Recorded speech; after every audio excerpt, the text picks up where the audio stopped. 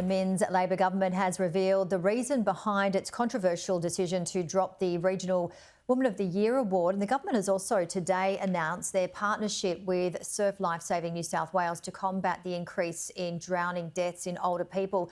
Well, joining me live is Deputy Leader of the New South Wales Nationals, Bronnie Taylor. Bronnie, thank you so much for joining us. Yesterday in budget estimates, you asked the Minister for Women, Jodie Harrison, for an apology to the women of Regional New South Wales for cancelling the award. Let's take a listen. Will you apologise to the women of Regional New South Wales for cancelling the awards? What I will do is I will say to the rural and regional women of New South Wales that it is absolutely important that they are recognised and that the Women of the Year awards will continue to recognise them. Were you satisfied with that response?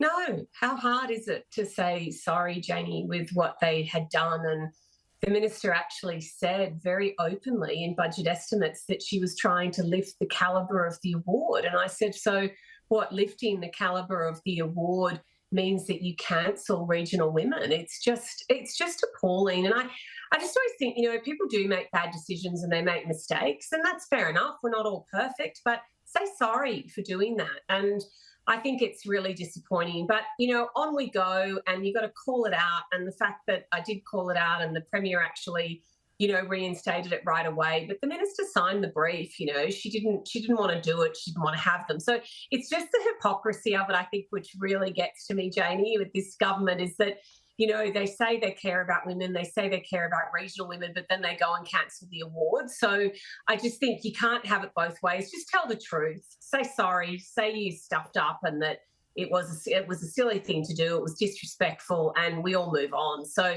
that's done now. But I think it's pretty evident that this Minister, doesn't know their brief, isn't keeping up with things. And that's really concerning for the people of New South Wales.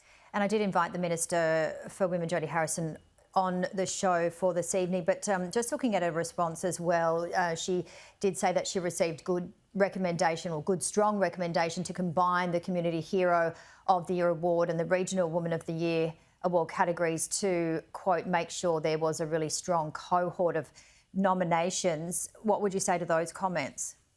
But what does that say? That says that you want to combine them because you don't think it's strong enough. I mean, it's when you're a minister, you get briefs, right? And you get recommendations, but it's your job to lead. And it's your job to say to the department, well, you might think that's stronger, but I'm telling you as the person elected to be the Minister for Women in New South Wales that we are going to have that category, because let's look at the alumni of that category. And that's the whole point. Your department's there to help you, but if they tell you to jump off the edge, or they tell you to cancel all the women awards, is that what you're going to do? No. You're going to stand up to them if you've got strength and conviction and courage, and you know who you are, and you know what you stand for, and you know that you've got a job to do, and you value regional people. That's exactly what you'll do. I mean, it makes it worse now knowing that, she got the brief and then she agreed to it and she just signed it. And then, honestly, Janie, within me asking the question in question time finishing within that sort of 15-minute window, the decision had been reversed. They knew it was the wrong thing, but if you're just signing briefs that you're being given, that's really concerning too. You've got to interrogate them. That's the whole point of being in government. It's the whole point of being a minister, and people just are not up to the job. And look, I think it's a mistake, and I get that, and she's learning. She's new, the Minister's new, she's never done this before, but say sorry. And, I hope she's learned from it. I hope she's learned that she'll interrogate those briefs and not just sign them. And also not try and not tell the truth to the women of New South Wales to say, yeah, I want to lift the calibre of the awards. I want to strengthen them. That's why I'm going to combine them. But, regional women matter. It doesn't cut the mustard, I'm afraid.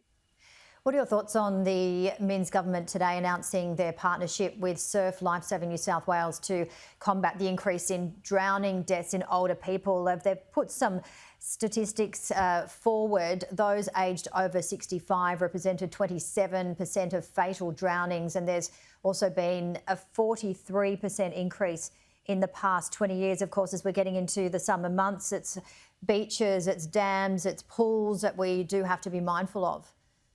I'm really pleased with the announcement. I think it's fantastic, and I really commend the Minns government for doing that partnership. I think it's important.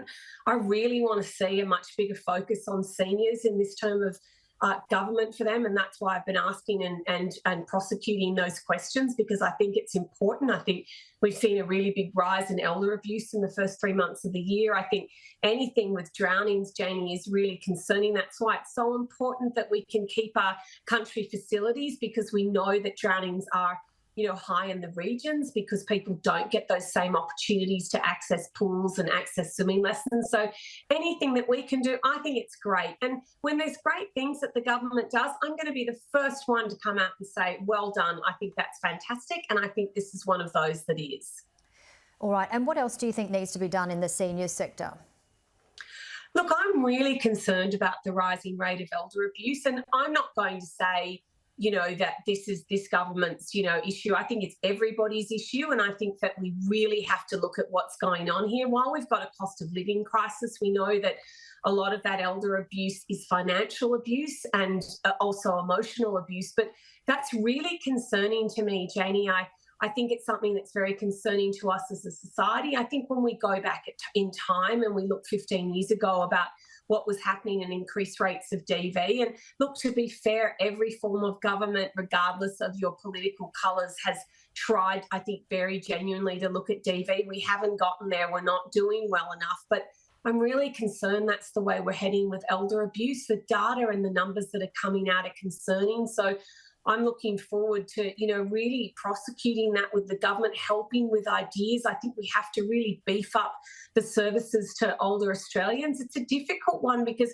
when people think about elderly people, they often will think about aged care facilities and aged care homes, and that is the responsibility of the federal government, and that's not going very well at the moment. We're seeing multiple places shut right across rural and regional New South Wales, but people getting older and ageing is so much more than looking at aged care. It's about making sure we don't have these escalating rates of elder abuse, that our older Australians, our older New South Welshmen, people feel safe. They know where to go. They know how to stand up for themselves, and they can live really busy and fulfilling lives in their later years, because they have so much to contribute. We know that. So we've got to do better. And I want to see that coming both at a state and a federal level. And I plan to make sure that I keep on the tails of the ministers to make sure that that's exactly what they're doing.